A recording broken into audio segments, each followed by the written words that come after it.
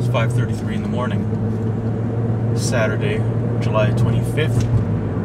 Monica, Chris, and I are going to be going to St. George, Utah, on our way to Zion National Park for about a day and a half, 2 days of tubing on the river and hiking and exploring.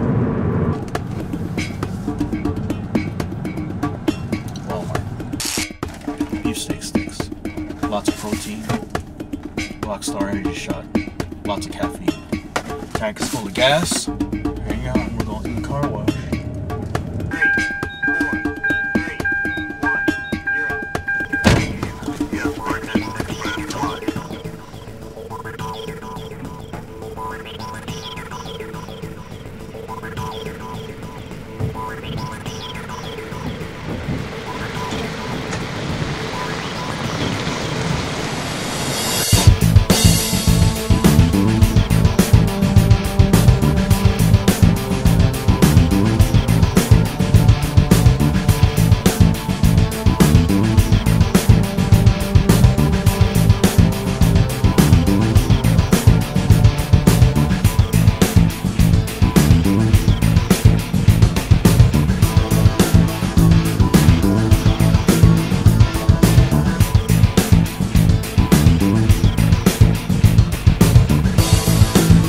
Dennis doesn't know this, but the only reason I'm going this time is to eat at Cracker Barrel in St. George.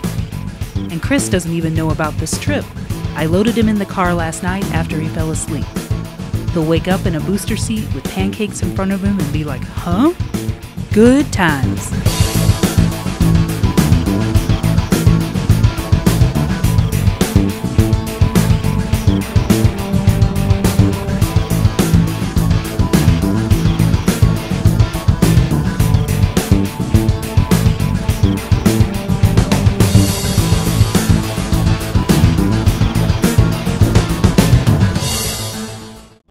We're lost.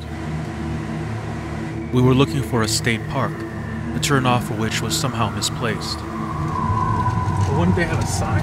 This misfortune, however, quickly turned into a wonderful discovery that made our trip into the Utah Badlands quadruple in fun. Oh, look at that. Okay, Washington County Water Conservation. Quail Creek is a man-made reservoir. Oh my god! Holy mackerel! Completed in 1985, it provides irrigation to the St. George area. It's a lake, Chris. It's gorgeous. Okay, you just drive. Oh. Look at Killing me. What do you want me to do? Just drive.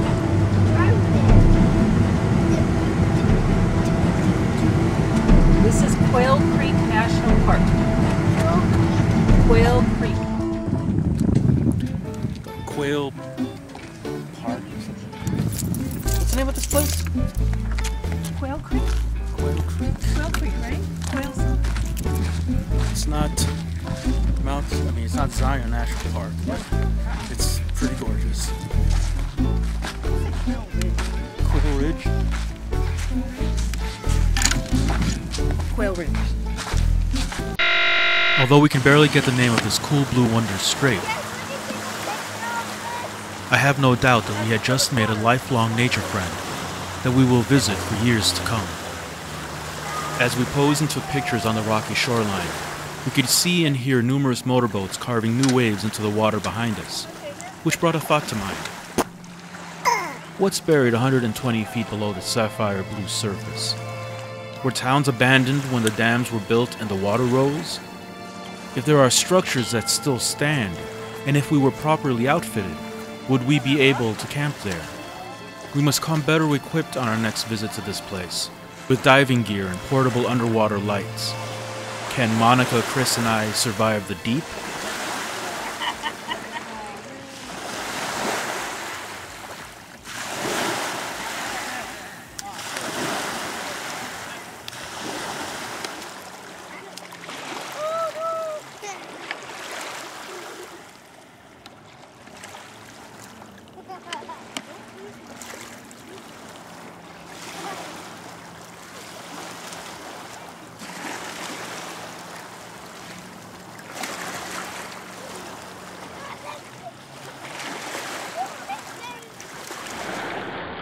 Is it safe? Do you think that's home base?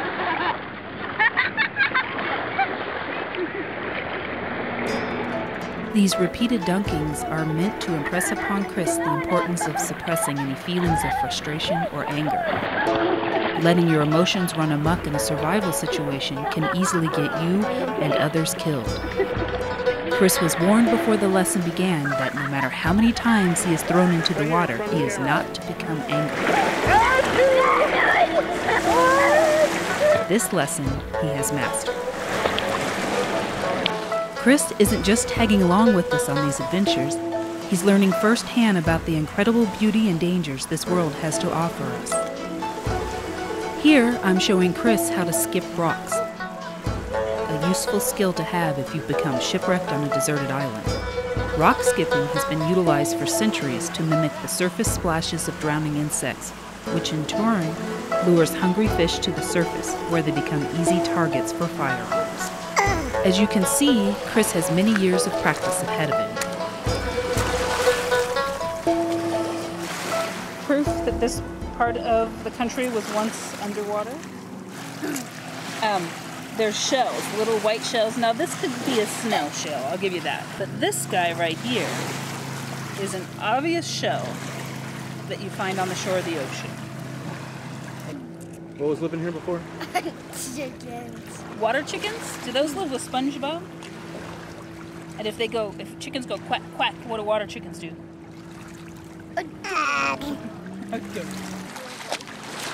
Well, the sun's gone down beyond the ridge back here behind me. So this part of this Quail Lake, or whatever it's called, is all dark now.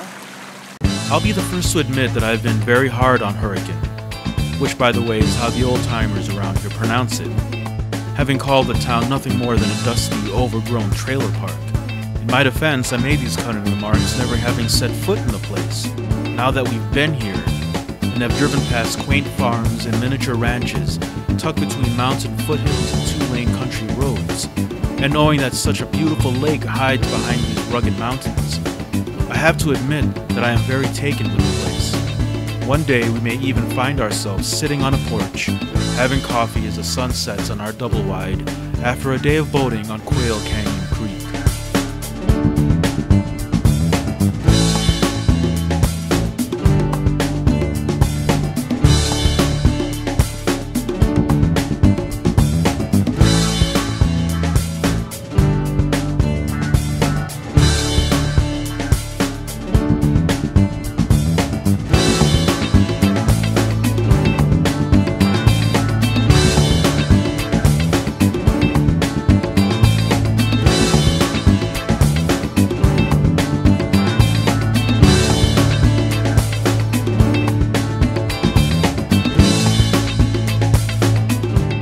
Next time on Road Trip Junkies. We were going to go down the trail, but I chickened out. It was just way too steep. A sheer cliff on the other side with a river.